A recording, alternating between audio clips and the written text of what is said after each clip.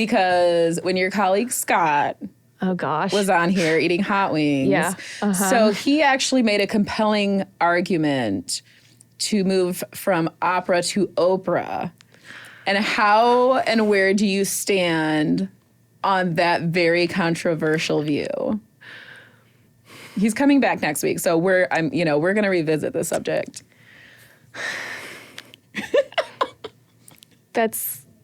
He has a lot of strong opinions about a lot of things, so that does not surprise me one bit.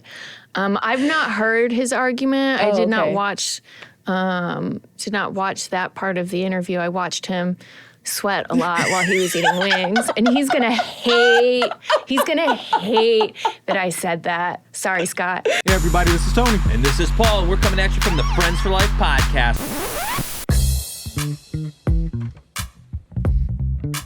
Hey, I'm Tony Stewart. I like to read books on leadership. What? Thanks. Hey everybody, I'm Paul with Friends for Life. Yeah.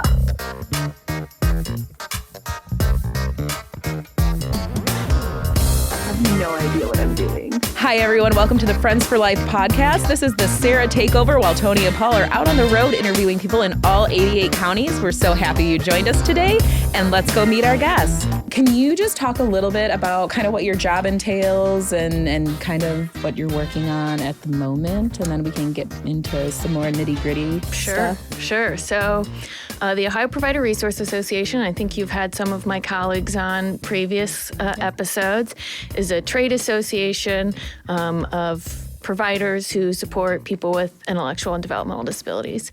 I started there almost 6 years ago professionally, a week from today.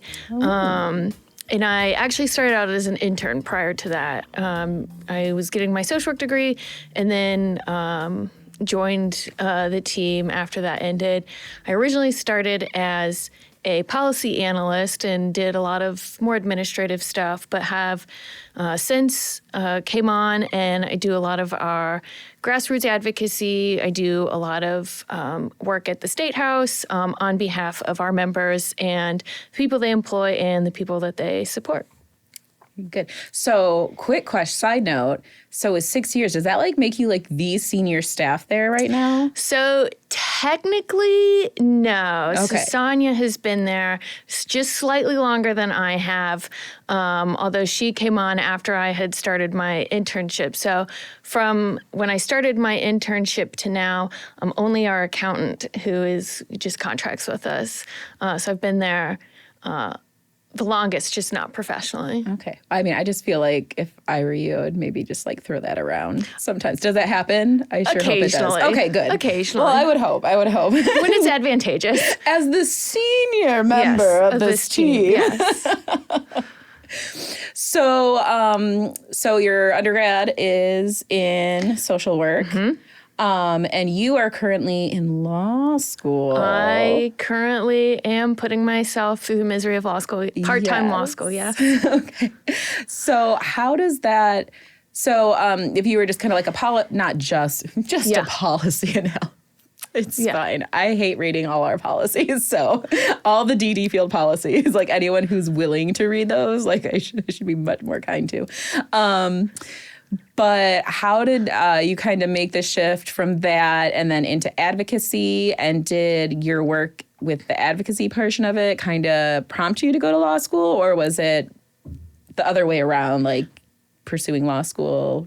Great question. So originally, when I first got into advocacy, I was kind of voluntold into the role because at the time we was early 2019, we were about to start a state budget negotiation and had just lost a couple of our team members that had previously done the work. And so everybody else in the office was kind of had their plates full with other projects and didn't want to do the political side. And so as the only other person who was willing to take that on, I got put onto my plate. So I've been doing it since then, and it has been such a learning experience. I think your question about law school. So originally when I graduated with my undergrad degree, I wanted to go do research. I said in 5 years, I'm going to leave and I'm going to do research. I'm going to go get my PhD. And that was, I had made that plan when I was doing a policy analyst piece and where I thought I had seen like a lack of research really being used to inform policy. So I thought, I'm going to fill that role or fill that gap that I think is there. And then as I got more and more involved in the political side, started to get really fascinated by, the legislative process, the rulemaking process, which all really does tie very closely, I think, to the law. And I had a couple conversations when I was trying to figure out what I wanted to do, because I had also taken the GRE and did terribly. So I was like, I may need a plan B. And so then I had some conversations with some colleagues, had some conversations with our lobbyist, and was like, you know what, maybe everybody's like, just go to law school. So I was like, maybe I'll just go to law school. No big. And originally I had planned I was going to go to all these cool schools. I had healthcare focused law programs. And then I had a conversation with my boss at the time, who's since retired, and she was like, why would you do that? She's like, you already get good practical knowledge working here.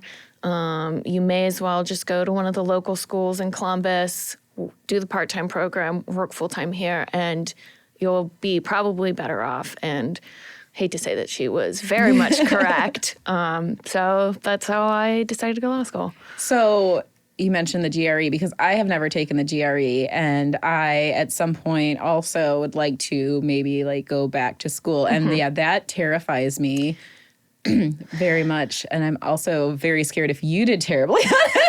Math was and you not are honestly one of the smartest people I know. So I'm just like, oh shoot. Here's what I they've got free little study aids and stuff. So I was just using that, and I knew that math was never my strong suit, but the GRE was math really is not your strong suit.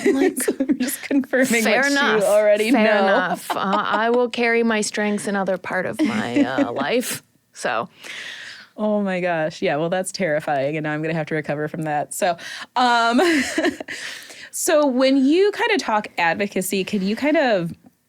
So a lot of people who listen, we focus a lot on DD and that. So obviously, when you're going to the state house or you're doing advocacy, it's around people with disabilities, what can assist them in making their lives better, what kind of helps your membership, right? The members of the association who are providers and stuff like that. So you kind of have... I'm always really amazed in the fact that I feel like there's so many components to your job that it's okay, we're here and we're working for the best possible future of people with DD, but then we also have these people who are, counting on us and utilizing our services to advocate on behalf of them. And so it's so interesting to me, the way that it all kind of is mixed together. And a lot of times, if we can support people who are supporting people better, people being supported is good, that works. But can you kind of just talk through, when you say advocacy or going to the state house, what does that entail? I know you're not doing drum circles on the Capitol lawn, because I have asked so many people to go do drum circles with me and no one has taken me up on it yet. I'm going to mention it in every single podcast until it happens. Paul is shaking his head because it's true. But can you kind of just walk through what, oops, sorry, I didn't do that. Can you just walk us through kind of what that looks like? Yeah, so I would start, advocacy, I think, means something different to everybody. And you find advocacy, I think, in really surprising places that I don't think we tie traditionally to the, kind of out there definition of advocacy. When I do advocacy, I talk legislatively. So going to the state house, occasionally going to D.C., and really at a high level, it's just explaining to elected officials, here is this, law or rule that you're trying to pass, and as someone who can get a lot of feedback from people who the law or rule will impact, this is kind of a summary of that. And we either think that it is a good rule or law to pass, or we don't think it's a good rule or law to pass, or we do think it could be if we make some changes. So a lot of what I do is helping legislators understand the impact and helping to come up with solutions if the legislation is a piece of legislation or rule is not, could have detrimental effects. And we do try and look at it from a, despite being an association of providers, I still very much care about people getting services and people getting the adequate services. So we always do try, my colleagues and I try and make sure that whatever we pass, ultimately does have, can have good impact on the people that you support, the people you employ, because we are looking at it from that kind of holistic perspective. Yeah. And I think you guys are usually really good at that, too. I know that you all put up with me really well when I call and be like, listen, I don't care about this and that. It's the person, blah, blah, blah. So, and you all are very willing to listen and say, yes, Sarah, we agree. Yeah. And I know that you do. And that's the thing, you genuinely do. Yeah. all of us, all my coworkers, for the most part, had their start in the system in some form of service delivery. So, we've been there, we've worked in the system, we believe in it, and we want to make sure that it continues to serve people for however long they need and, forever if that's what people need. So that's always our goal. Very cool.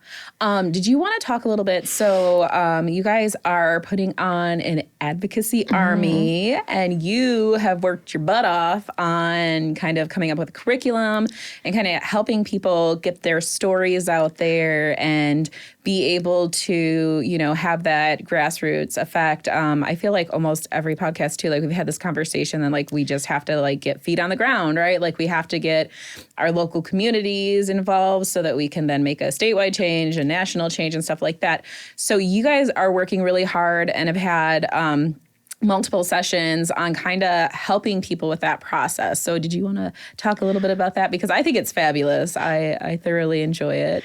Thank you. Yes. It has been my baby. My boss and I have been working on it for the past 2 years. He's kind of helped provide strategic direction, and I've been building the curriculum. It kind of came about in that 2019 advocacy period where I took over our work there. One thing that had been told to me as I was beginning the work was our members are apathetic about advocacy stuff. They want us to handle it. That's what they pay us to do. And that's true. You do, our members pay us to do that work.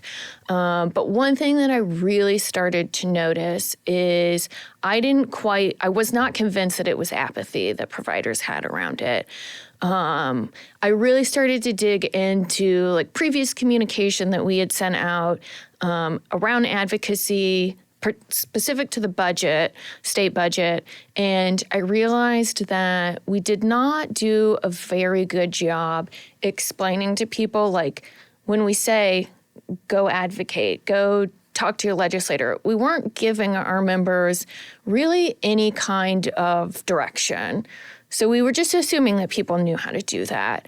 And so what really has been a driving force in what I've put together in Advocacy Army is that how-to. It's great to say, let's go be grassroots advocates, but if you don't know the explicit steps of here's who you should talk to, here's the email address you should send stuff to.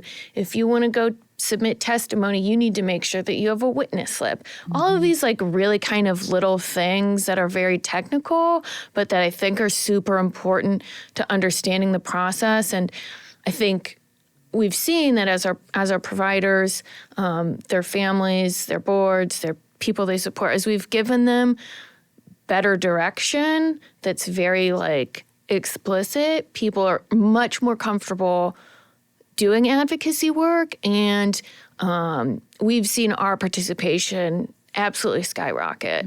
When we put together Advocacy Army, Pete and I, my boss, thought maybe we'd get 25 people And we were going to be really happy if that's what we got. And we ended up selling out our capacity, which was 100 people. And that's been so much fun to put those together. Stressful, but very fun. I very much carry the weight of the work that we do, and wanting to make sure that I built something that people could really, truly take and would, at the end of the sessions, which we've only gone through half of them, feel comfortable talking to their legislators, feeling like they had built a good, part of it is also building a narrative.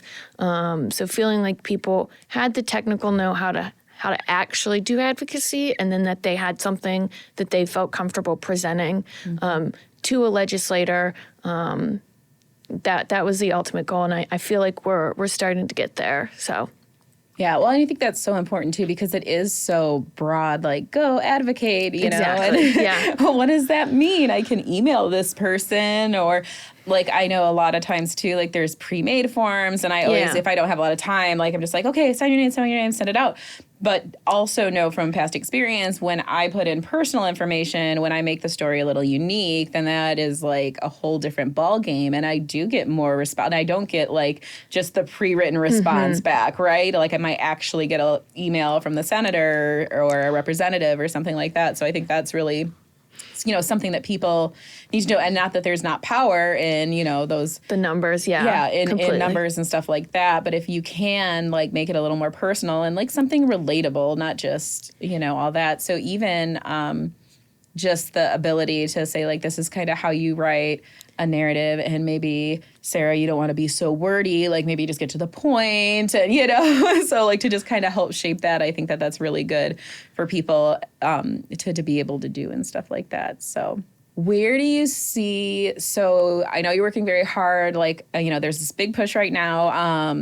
Paul and Tony talk about it all the time on this podcast, just we're in a staffing emergency. And a big part of that is the pay that we're able to pay people, direct support professionals, and reimbursement rates and stuff like that. So this is huge right now. This is the push of a lot of advocacy, whether it's from APRA or from other organizations, because we see this crisis across most healthcare, most supportive home care professions. What kind of stuff have you guys been working on around that? And then also, where do you see, if we, I guess this is a very hypothetical question, but what are the most important components in advocating for that? And then if we are successful in getting a livable wage, right, for DSPs, where do you think the advocacy shift focuses after that?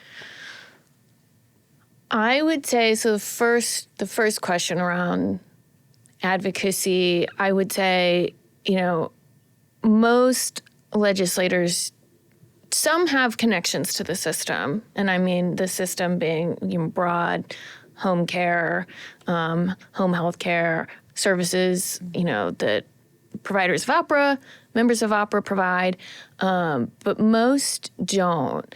And so I think it's really important that we get stories out there of, this is the impact of these services on, if it's my life, my loved one's life, my friends' lives.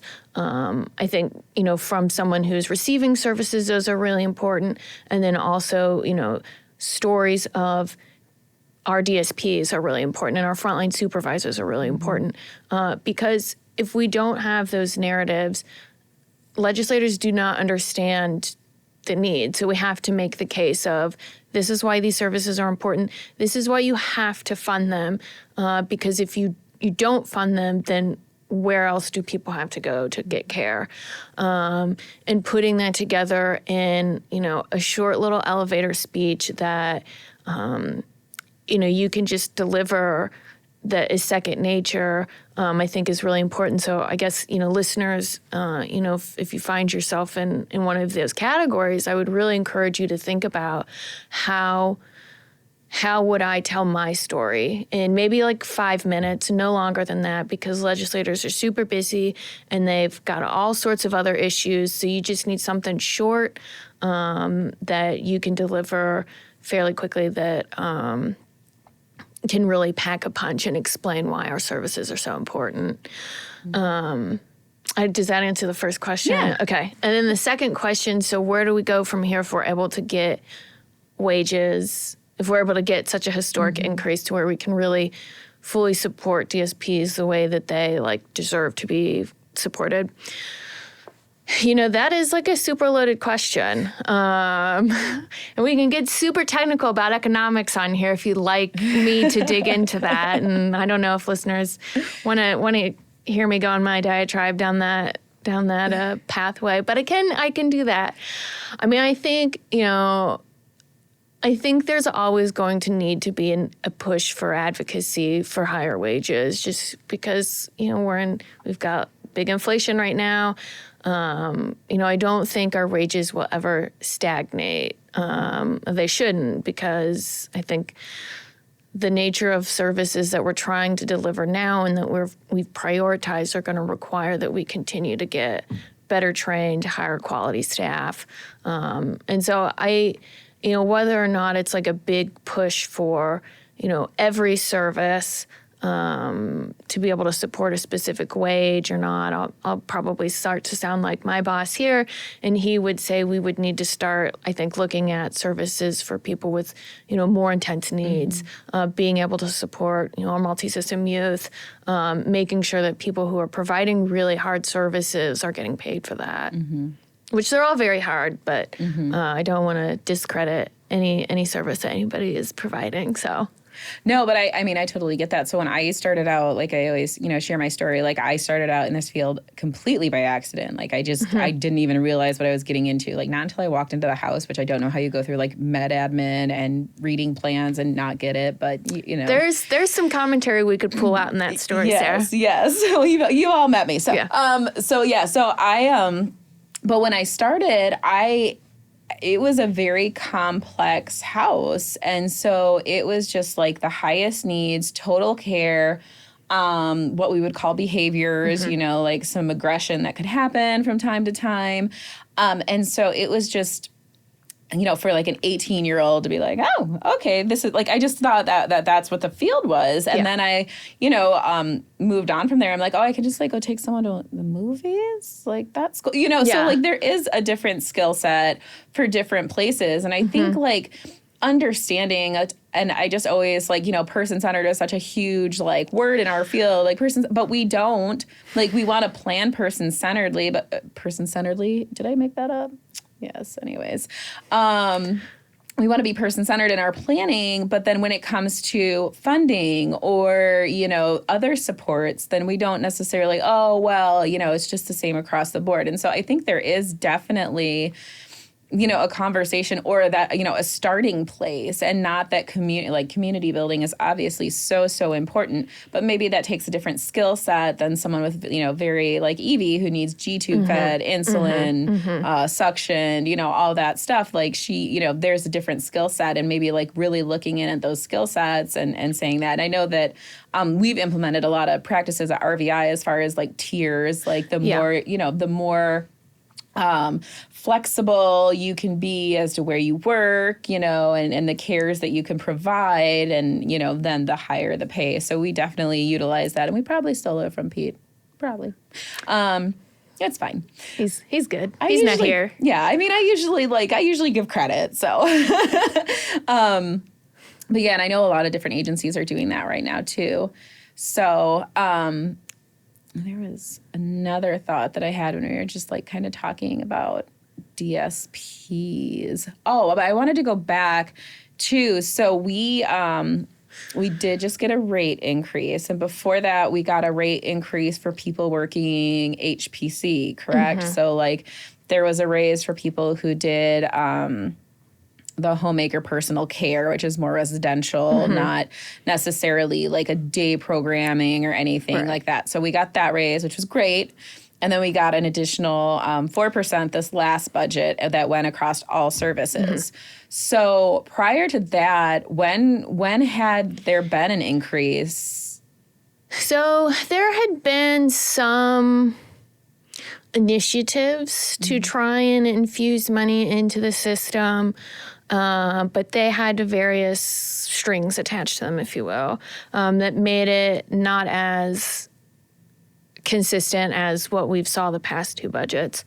There really hadn't been anything of substance since the rates as they are now were designed back in the early 2000s.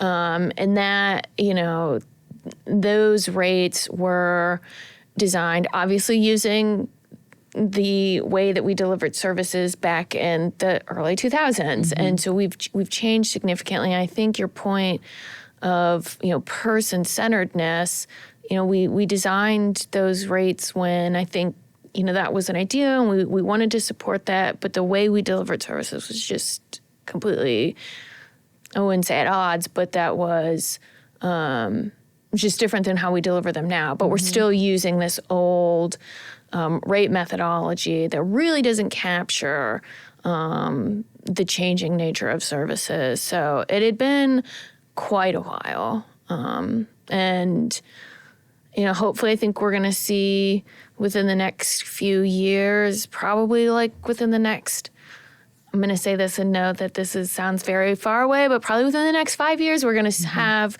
hopefully a whole new rate structure that is able to really capture cost and that is really able to support providers to deliver the services that the people that they support need and want, and that is truly person-centered. I may be putting all my eggs in that basket preemptively, but I am crossing my fingers that that's what we're able to see here. You believe it, we'll believe it with you. We were just talking on the last show about be able to imagine a good future. I'm going to manifest it. We're going to just... a rate methodology that fully captures cost. We are secreting that shit. Yes. That is what's happening right now. All there. So you also you mentioned you've been to DC before, you've done some national work. I got to attend my first Anchor conference earlier this year, and it was so much fun, and it was so amazing meeting people from all over the U.S. So I think it's always really important to just say the struggles that we're facing here in Ohio are not different than the struggles that we're facing as a nation. But kind of in, I know, you get to interact with people probably, across the nation more than I do. So as a whole, when you look at Ohio, so I've always heard that Ohio has very good services, but it's very complicated. Yeah. Does that seem how are we doing opposed to other states? I've also heard if you go maybe down south, it's a little more difficult. So a lot of it is just... it varies so much state to state. I worked in Minnesota, and I thought they had a really great system up there. It was very different than ours because they didn't utilize the county board system. Right. So just what are things that you noticed kind of that Ohio is doing differently than the rest of the nation, or that we could do differently, or just kind of, I'm not asking you to rate Ohio on a scale of 1 to 10, but if you wanted to, that would be fine. No, but just what are things that you noticed as far as national trends and statewide trends? So I guess I would say, the rating, I think it depends on what your metrics are. Yes. In terms of spending, we're definitely up towards the top, although you probably wouldn't be able to tell it by the view on the ground. I would say, Ohio has, I think, been fairly, I think, I don't know the word that I want to use here, aggressive but progressive, but neither of those words, but both of those words. Okay. We've got a really, I think, way more robust technology-based service than a lot of the other states have. I think we've gotten, but at the same time, that service can also be very complex, and it's not perfect. We know nothing is. All of the different programs across the state, because it's a state-based system, they're all so different, and I think that it's hard to really kind of capture that. I think in Colorado, I think they've got a fairly good system out there, but they also do way more what is shared living here? And so it's just really hard, I think, to paint a good picture.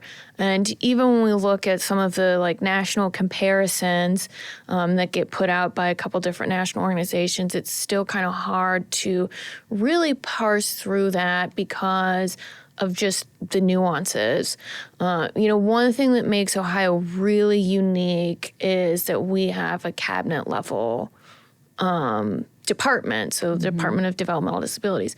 Most other states do not have that, and that their state-administered, services for people with developmental disabilities is wrapped up into a larger, Jobs and Family Services or HHS.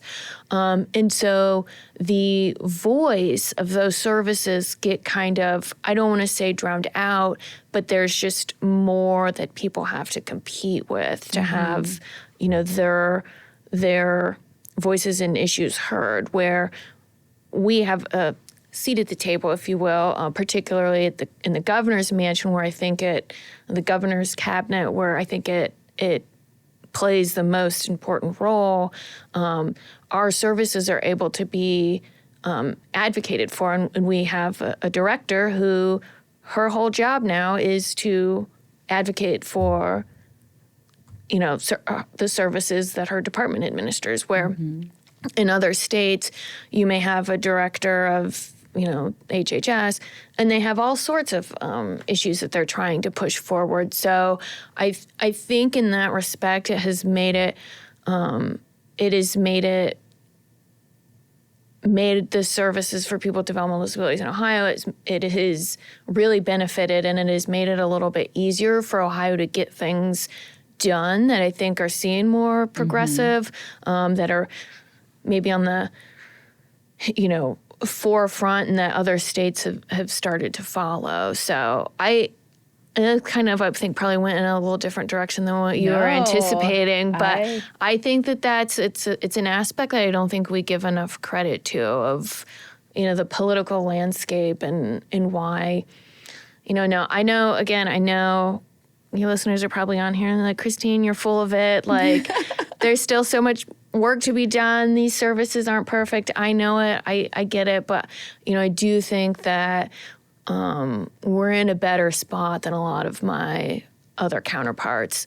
And I could go into some more aspects if you want, but I don't know if everybody wants to hear them. No, you are welcome to. I was actually just going to be like, just so you know, parents, because county boards were created before DODD, and parents and advocates were like, we want a state level thing. So they really pushed. So I'm just like, oh, parents and self-advocates. Snaps for look at all the shit we do. Yeah. So no, just the historical fact and stuff like that. But no, I mean, I think that's so very interesting that when you do have that individualized focus and, have that seat at the table, that does make a huge difference. And I'll just sit here and listen to you all day talk about this, because I find I think it's super interesting. And it's so good for us to know these things. Like, I feel like so many people, like, not like you have to know everything, but I know that's something, like, I just had a big meeting with, like, a lot of my direct staff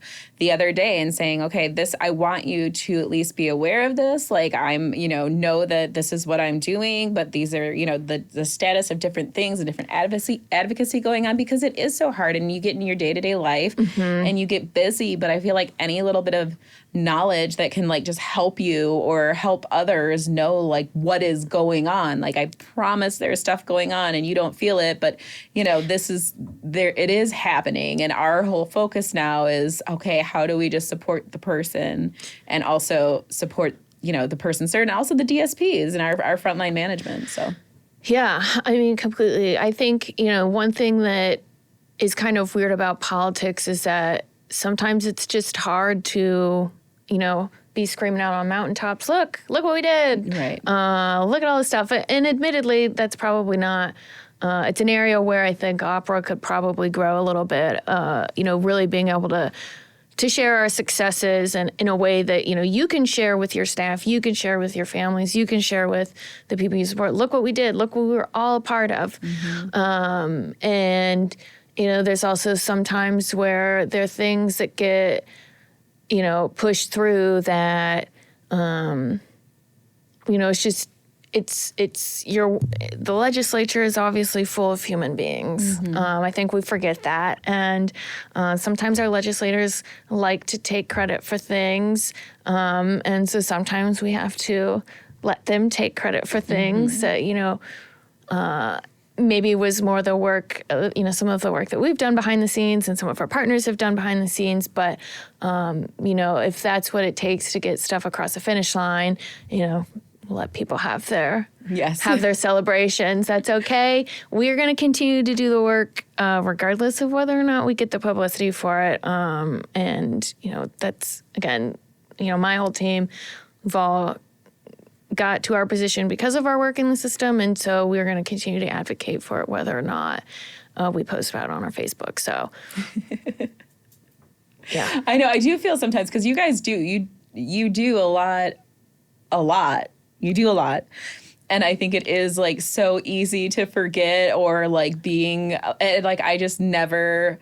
I just always feel sorry, because I know there's times that I'm like, I need to call and talk to them about this. And hopefully I get passionate about things. Yeah. Hopefully I'm never yelling at things, but I know there's times where it's I feel like they got yelled at. I'll be in a meeting. I'm I feel like people were really hard on them. And they do a lot. So that's such a tricky, it's just such a tricky part, I feel of your guys' jobs is yes, we work for you and, you pay money, but also be nicer sometimes. I mean, I don't think, where we're at right now, this is what I tell myself every day, our providers are, I think in a lot of ways, on the edge of just complete breakdown. What's your time? And so, that's the perspective that I always take is when we hear from our members, you guys are coming to us trying to save the organization that you run. For some of our members, it's the organization they've been with for their entire career, 30 years, 35 years. And they're very passionate about the services that they deliver and want to make sure that their organization will be able to provide those services that they care so much about well into the future. And I cannot blame any of our providers for feeling that way. And I know, too, that, I know sometimes, being a CEO gets a bad rap or being, a leader of an organization.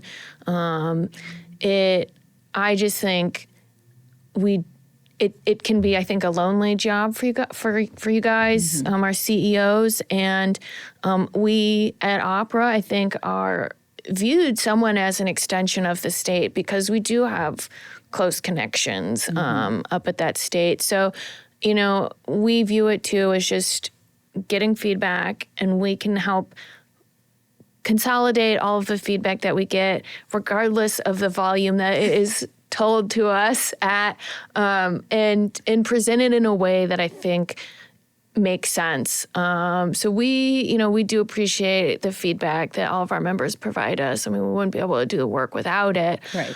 Because then we would just be doing whatever we wanted, and that's not what our members pay us to do. So we do try and keep that perspective. And I know it's probably really not much different than what our members, our leaders of our organizations are facing, just when you had your own conversation with your direct care staff. I mean, you are telling us these things as also an extension of your own staff of this is the issues that they're facing. And I, as the organizational leader, need to come up with a solution. This is me trying to help come up with a solution. So it's all about remembering that and reminding myself of that. So first, I feel like that was the most perfect Leslie Knope response. I just hear people caring at me loudly. Very loudly. It's just because they care. It is just because you guys care. It is. It's true. No, I think especially because I don't feel like if you don't care, you could even be in this field. I'm sure there are, we always talk about that. Yes, there are those outliers, but for the most part, And I feel like the majority of people I know, again, like you said, I started in this agency, I worked my way up, or, you know, like RVI, I started out as a DSP. I went and did other jobs in between, but then I was able to come back. And so for me, that was just really phenomenal. So like I always have like this super deep love of just like what they've been doing. So I'll do a quick RVI plug and then I have a quick opera plug. But with RVI, like, you know, we privatized in 1999, which is super early. So there's there was a law that came out in like by 2023, county boards can be provider agencies as well. So the county board used to be all the providers. And so there's been this huge push with new providers coming in that are not affiliated with the county boards. And then ones that were affiliated kind of separating. And it's a very painful process and it's very difficult, especially like, especially I would say it's more difficult for the providers because all of a sudden you had like county benefits and, you know, PERS retirement. And let me tell you, we don't have that. No. So, you know, so it's like this big transition. It's very painful. But like they started in like they did it in 1999. And so like when I went and worked for a county board, they're like, we're going through privatization and it's really, and I'm like, well, didn't everyone do that like 20 years ago? Yeah. Like I was so confused with it. So, like, I'm always really impressed. And so, like, I have this, like, deep love. Like, we were always, the reason we have a residential department is because there was a person who was very hard to engage successfully. That's my good. I'm trying not to deal with things. Yeah. Like, I heard that, like, you don't deal with things, you engage with things. Okay. Yeah. So I'm going to try using that. It sounds nicer. But no provider would serve this person. And so then they stepped up and they did it. And, you know, like being trauma informed and focused on relationships, like they were always really good at that before I started. So I knew it was somewhere that I could go and support and stuff like that. So like I have a very deep love just for that agency and everything that we do. So I think like when you think about that and when you bring it up, it's like, no, like we've been at this, like we were the first to do this. And, you know, a lot of people have that pride in the company that they are representing, running and stuff like that. So yeah, I definitely get that. I feel like I went on a little bit of a tangent there, but, and I would just add too, like, I know that it is, you know, similar to you, kind of like fell into the system. I didn't have any family connection, but I know that a ton of our providers do. That's why they went into this work, is because they wanted to provide a better life for their brother or sister, son, daughter, whatever. So it's deeply, deeply personal. And I never forget that, that this is, it's not just because someone's business that they've grown or, you know, started from the ground up, but that it can be very deeply personal. And I try never to forget that and just remember that while people are sharing their thoughts very loudly, that's where that's coming from. It's coming from a very intimate part that, you know, I can't certainly ever, you know, think of being able to connect with because I'm not in that position. So I do try, and that's another aspect that I never try and forget. Yeah. You don't often think that, but like I can think of like 3 different people off the top of my head that I'm like, oh yeah, a sibling, a family member. Tony had an uncle, you know, like that's how Friends for Life got started, you know. So I think that there is a lot of really deep rooted connection in the, you know, it's not just for us. Right. It's not just for our paycheck. Right. And, you know, my 5 cars that I have at home. You know, it really is about the people we support and getting good quality services for them. And, you know, that's the hardest part right now with not having the staffing that we need, is like, we know who's suffering, right? Like, yes, business wise, it's not great for business either. No. But that's really secondary to the fact that it's the people we support who are not getting as quality of service as they could. Yeah. Or maybe like help, we know, we always say like health and safety, we've got that, but like there's deeper things. There's community building, there's integration, there's inclusion that all, you know, feels like it's taking a back seat, which I just feel like, you know, drives us backwards and all that. So, yeah. But I was going to do a second plug also for opera, because I'm a big fan, and I'm a big fan of everyone who works there. So, but I would be big fans of you guys even if you left. So, thank you for the support. You're welcome. Whatever you do, I'll still be a fangirl. It's fine. But so it's the Ohio Provider Resource Association. we are always looking. I also feel obligated to do this a little bit because I'm like a board member. So disclosure. Full disclosure, I am a board member. But I have found, you mentioned that, it is kind of lonely, like being at the top, and it's hard to develop friendships, and you don't always know like where to go to. So I would say like, for me, it's been amazing. I was a new CEO, literally started, 5 months before COVID, and completely just like no clue. It's like, I've got the vision, but how do I do it? So it was something that RVI was already a part of. So I was able to kind of just jump in. But that I had reached out to Pete and be like, do you have like a mentor program? Do you have, this? And he hooked me up with Liz Owens from the Alpha Group, and they're amazing. They're in Delaware County.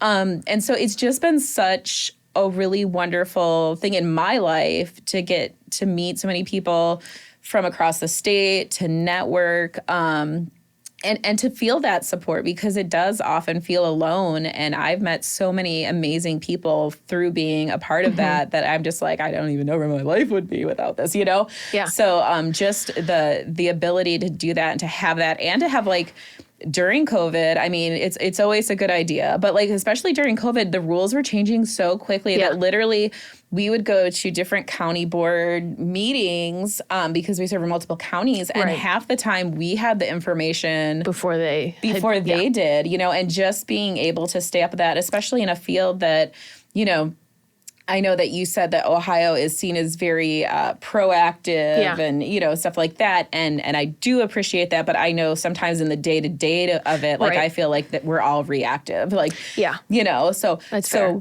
We can. But like when you're in the thick of it, and it's nice to know that we are. Because can you imagine how people feel in the not proactive states? So I've heard, yes. So I think, but to just be able to like have that knowledge. So that's been like a huge positive thing in my life. So any providers out there, I would highly recommend it. There you go. That's my, I didn't even wear an opera hat. No, I didn't wear my gear either. I should have worn my little sweatshirt. Little sweater with the logo. Yeah. All right. So, we'd love it. If anybody ever wants to learn more, we're happy to, love to grow our network bigger and bigger every day, because we think strength in numbers. And I am very glad, Sarah, that you felt that throughout COVID. I mean, we, just as everybody else was working every day, the team and I were on the phone almost every day, like trying to like sort through all of his changing state guidance, changing, regulatory information, changing federal stuff, getting information about federal relief programs, just trying to make sure that we were able to, keep everybody, for what we thought was only going to be a 6-week period. And here we are. Just 6 weeks. It's fine. Definitely more than 6 weeks later. Might have been a little more. Yeah. So. Just a little. Yeah. But It's been a journey. It has. It's just so interesting. But I think, like you said, strength in numbers, and just like having that community, and also to see what other people are doing, and to be able to learn and grow. We just recorded another podcast with Sarah Buffy, and she was talking about learn, unlearn, and grow. I think that was the 3. Learn and unlearn were definitely in there. I think I might have just thrown grown in. I'm not sure. Well, it sounds good. Yeah, I mean, it really works. I have to give her credit, though, so I don't have any intellectual thievery happening. But that's, you can't know how you're doing if you're in a bubble. And I think that has also been a very good thing for me, because I feel like you learn a lot of stuff. And then especially like my degree focuses very heavily in disability studies and stuff like that. And so you learn a lot of philosophy, you learn a lot of like ideals, and the way like ideally great, yes, 100%. But then you also get the chance to kind of like unlearn a little bit of that and be more practical and grow, but also challenge other people in those areas. So I just feel like being able to have some support, and whether that's part of like a trade association, or whether that's part of, I know here in Lucas County, we have like really great like providers that will get together and do all that stuff. Yeah. So, but definitely, and I don't think it goes just for DD providers, like any field you're in, like to be able to have that, to be challenged, to learn, to unlearn, and to grow together, that just makes all of us better. Yeah. And so I think that, associations and everything like that is really important in that regard. Yeah. And, I've only worked at opera, so I've only worked at one association, so I can only speak for us. But that has been something that has really been a guiding principle for us. And again, I'm probably stealing Pete's intellectual property. As long as you say it. Yeah. This is one of, Pete loves these guiding principles, we believe, and creating a space for providers to learn, unlearn, and grow in a system that just, is so complicated. Mm-hmm. Like, if you didn't have that, I truly don't know how any provider has survived without some sort of network through the pandemic. Even just, knowing what kind of resources are out there, to help you survive. Props to provider if you're in that category. Mad respect, but yeah, creating that community, creating that space has been one of our goals. So I'm glad to see that it's somewhat out there. Yes. Yeah. All right. So last random question. Okay. Do you think you will ever, after, are you looking at politics in the future? I would vote for you. Thank you. So, what are your, future aspirations? I know everyone loves you at opera, so you're not allowed to go anywhere for at least, 10, 20 years. It's fine. But. Yeah. So I still have 3 years left in law school, so I'm not going anywhere anytime soon. I think that it is not uncommon for people who are close to politics to never, ever want to be in politics, who never want to be in elected office themselves. And I think that I would probably put myself into that category. Again, if that's what people want to do, mad respect, happy to help provide guidance, assistance, and general knowledge on the process. Love that for you.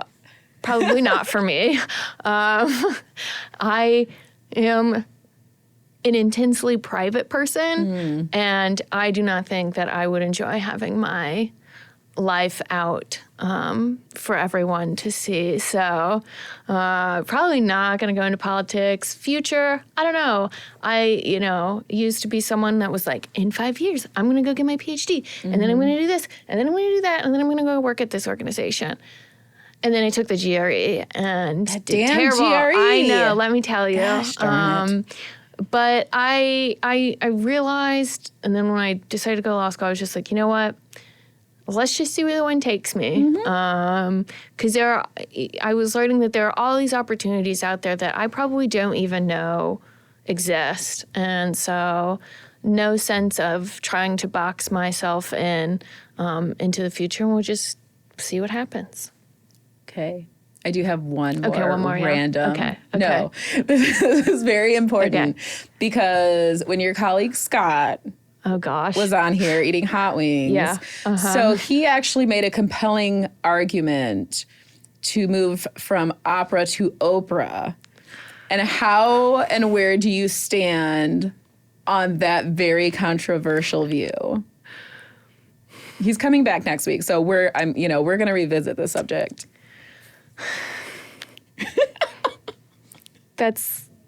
He has a lot of strong opinions about a lot of things, so that does not surprise me one bit. I've not heard his argument. I did not watch that part of the interview. I watched him sweat a lot while he was eating wings, and he's gonna hate that I said that. Sorry, Scott. He'll get over it. It's fine. As someone in law school, so I'm 1/4 an attorney at this point. At this point, yes. At this point, I would say if we move to Oprah, I think we may get into some copyright infringement area, and that's not a space that I'd like to be in. So I will say, though, who we get confused a lot for is the Ohio Parks and Rec Association. And so I don't know when they were formed, but we were formed, almost 50 years ago now, and have the domain OPRA. Okay. They do not. So sometimes people will say call OPRA. I don't know how they announce their name, if they're Oprah or Opera.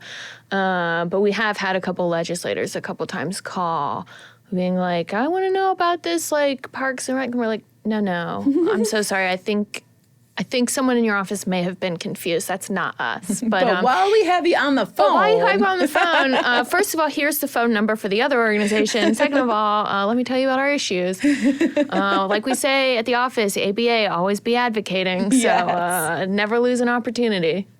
That's awesome. All right. Well, perfect. Well, thank you so much for your time. I'm so excited that you drove up and came. And I'm sure we'll talk to you more in the future. I'm looking forward to it. Thank you.